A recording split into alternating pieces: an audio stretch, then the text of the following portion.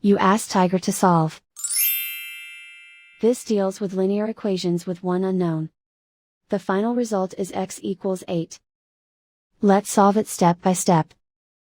Group all constants on the right side of the equation. Add 3 to both sides. Simplify the arithmetic.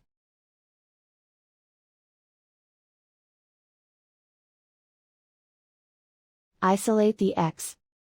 Divide both sides by 4. Simplify the fraction.